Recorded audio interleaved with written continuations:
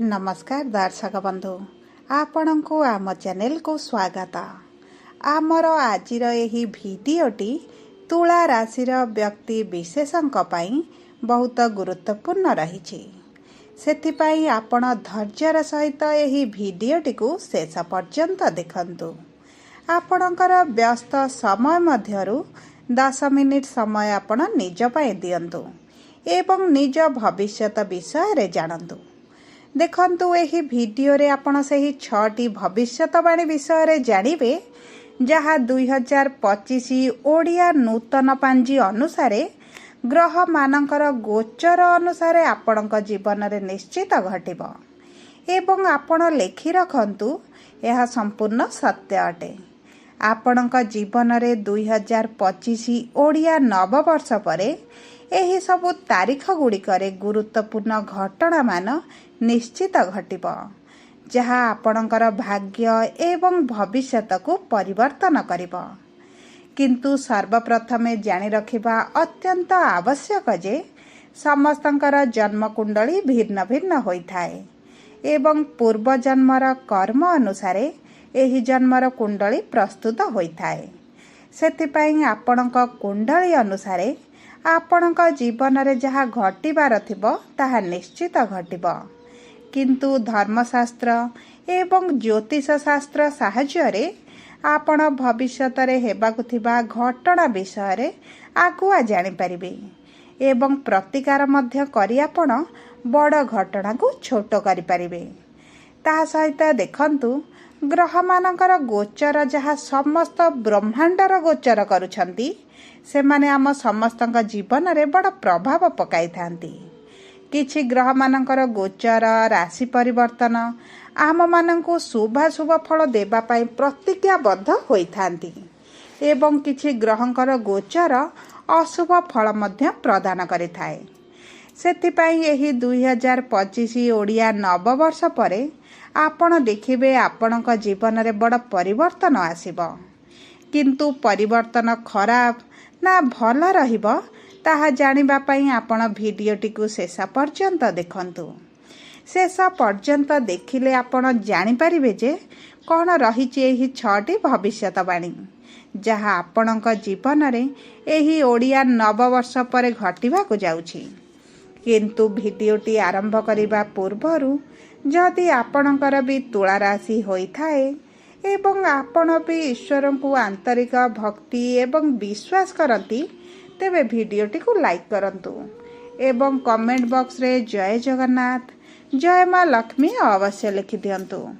ता सहित आपणक मन रे जहा भी प्रश्न रहिछि जहा भी द्वंद्व रहिछि आपण कमेंट बॉक्स रे पचारि पारंती। आमे आपणक प्रश्नर उत्तर देबा पई यथा संभव प्रयास करिबो। देखंतु विलंब हेले मध्य आपणक प्रश्नर आमे निश्चित उत्तर देबो।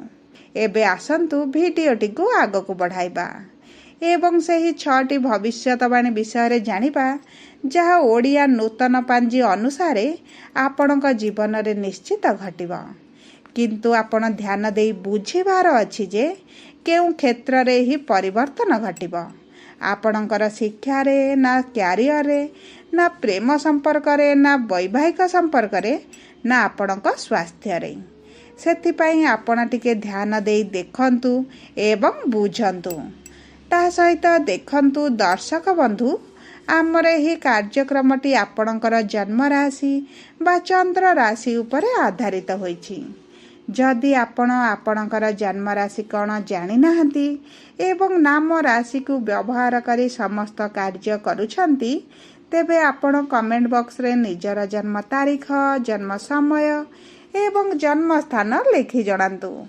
आमे आपणकर जन्म राशि लग्न नक्षत्र जणाई देबो जहा आपणक पई सठिक एवं निर्भुल रहबा एवं आपण एहाकु व्यवहार करी भविष्यत रे जेकोनसी शुभ कार्य बा मांगलिक कार्य करि परिबे। एबे आसंतु जानिबा आपणक राशि रे नवग्रहंकर स्थिति टिकी भଳି रहिछि। देखंतु आपणकर षष्ठ गृह रे राहु बुध शुक्र शनि, सप्तम गृह रे सूर्य, अष्टम गृह रे देवगुरु बृहस्पति, दशम गृह रे मंगल एवं द्वादश गृह केतु विराजमान करिछंती, जहा फल से गृह गुड़िकर से प्रभाव अधिक रहिबा। एबे आसंतु जानिबा प्रथम भविष्यवाणी विषय। देखंतु आपणक राशिंकर स्वामी हेउचंदी शुक्र, जी आपणकर षष्ठ गृह रे अछंती, जहा फल रे आपणकर रोग ऋण एवं शत्रु को दमन करिवे। जदि आपण पूर्वरु ऋण करज शत्रुंक प्रभाव रे बहुत पीड़ित थिले, आपण बहुत असुविधारे रहिथिले एवं एही सब जिनिस पई आपणक जीवन रे समस्या बढ़ी जाइतिला, तेबे एबे एहा आपणकर दूर होई जिवो। आपणकर जदि किछि लोन चलीची, कोर्ट कचेरी केस चलीची किंबा आपणकर लीगल इश्यू किछि अछि, ताहा मध्ये आपणकर दूर होई जिवो। ता सहित देखंतु शरीर रे पूर्वरु जदि किछि आपणकर पीड़ा थिला, स्वास्थ्य समस्या थिला एवं दीर्घ दिन पर्यंत ताहा लागि रहितिला, एबे ताहा समाप्त होई जिवो। कारण आपणक राशिर स्वामी षष्ठ गृह रे रहिचंती एवं सेही गृह को शुभ फल प्रदान करिबा पई प्रतिज्ञाबद्ध मध्ये रहिचंती। सेतिपई आपण देखिबे एही ओडिया नूतन वर्ष आरंभ परे आपणकर स्वास्थ्य रे बड़ परिवर्तन आसिबो। एबे आसंतु जानिबा द्वितीय भविष्यवाणी विषय। देखंतु एही 2025 ओडिया नववर्ष रे आपणकर शनिकर 7.5 नाही किंबा शनिकर 2.5 मध्य नाही। सेतिपई आपणकर शनिकर गोचर को नहीं अधिक चिंतित रहिबार आवश्यकता नाही। किंतु मार्च मास 29 तारिख दिन शनि निजर स्वगृह त्याग करिसंती एवं मीन राशि रे प्रवेश करिसंती, जहा आपणक तुला राशि रे मध्य किछटा प्रभाव पकाइबो। देखंतु शनिकर एही गोचर आपणक जीवन रे कोन प्रभाव पकाइबो ताहा आमे आगको जानिबा। शनि आपणक तुला राशि रे पंचम गृह रु बाहरी षष्ठ गृह को आसिचंती एवं षष्ठ गृह रे आपणक राशिर स्वामी शुक्रंक सहित 2.5 वर्ष पर्यंत सेठारे रहिबे। तेबे देखंतु आपण जदि संतान पई पूर्वर बहुत चेष्टा करिसंती किंबा संतान पई आपण किछि प्लानिंग करिसंती किंतु आपण विफल हेउथिले, तेबे एही एप्रिल मास परे आपण जदि संतान पई चेष्टा करंती आपनको शुभ फल मिलिबो। कारण शनि आपणक पंचम गृह रे बा संतानर गृह रे उपस्थित रही आपणको संतान प्राप्ति रे डिले करुथिले, विलंब करुथिले, आपणकर विभिन्न प्रकार समस्या देखाउथिले। सेतिपई आपणकर शनिकर एही गोचर परे संतान पई बहुत भल समय रहिछि। जेउ तुला राशि व्यक्ति विशेष माने संतान पई प्लानिंग करुचंती एवं संतानर अपेक्षार अछंती, सेमानकु बहुत अधिक शुभ फल प्रदान करिवे। एबे आसंतु जानिबा तृतीय भविष्यवाणी विषय।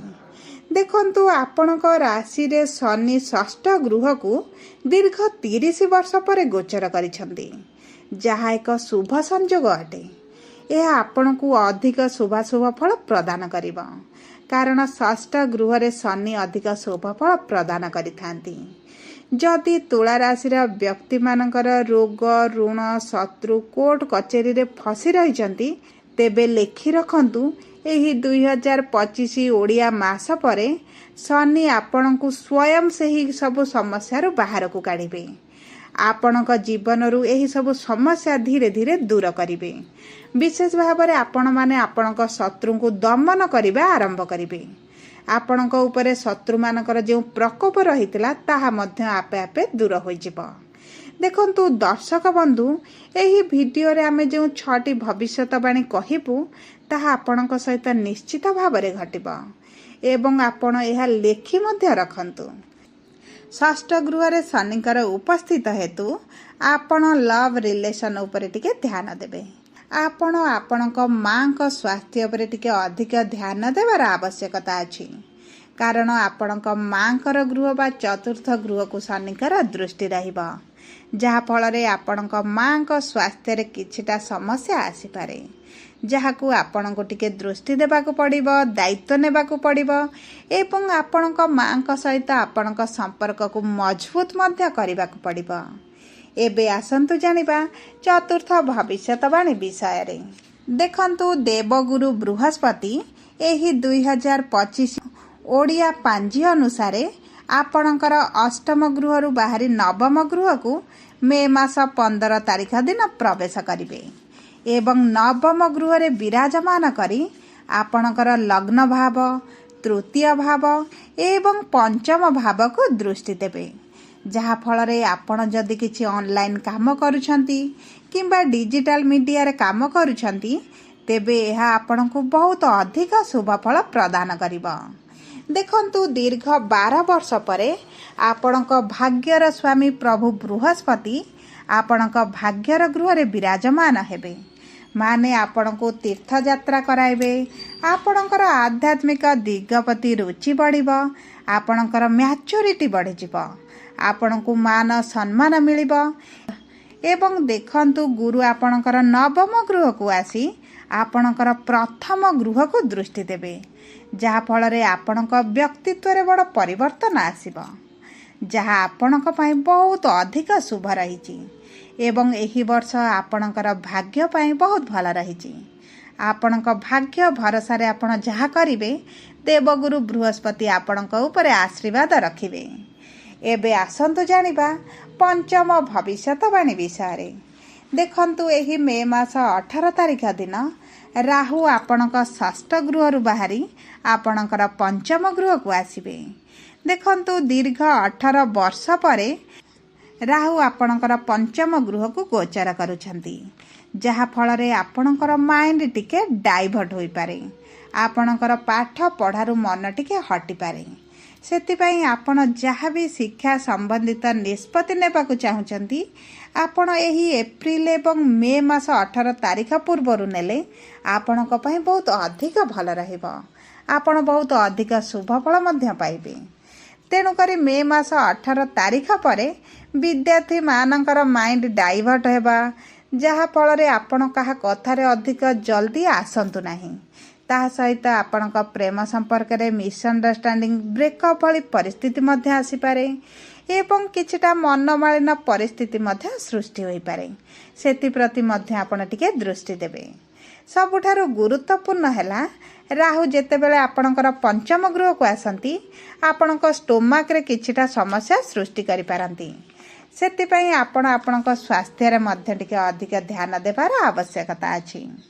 एबे आसंतु शेष एवं षष्ठ भविष्यवाणी विषय जानिबा देखंतु देवगुरु बृहस्पति भाग्यर गृह रे विराजमान करी आपणकर कर्मर गृह को प्रभाव पकाइबे एही 2025 वर्षर एप्रिल मे जून जुलाई मास मध्यरे आपण जदि चाकरी संधान रे अछंती आपण को चाकरी निश्चित मिलिबो ता सहित जदि विदेश जीवा पई चाहुछंती तेबे आपणक पई एहा मध्य बहुत भल समय रहिछि। तेबे आसंतु जानिबा कौन रहिछि सहज एवं सरल प्रतिकार जहा आपणकु एही ओडिया नववर्ष परे अधिक शुभ फल प्रदान करिबो।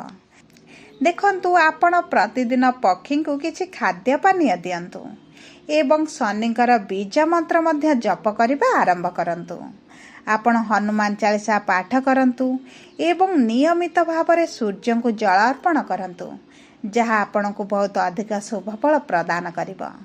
जदि आपणकर तुला राशि होइथाए तेबे भिडियोटी किभଳି लागला कमेंट बॉक्स रे लिखि जणांतु।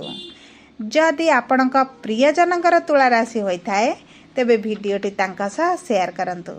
जदि प्रथम थर आम चैनल को आसिचंती चैनल टी को सब्सक्राइब करंतु पाखरे थिबा बेल आइकन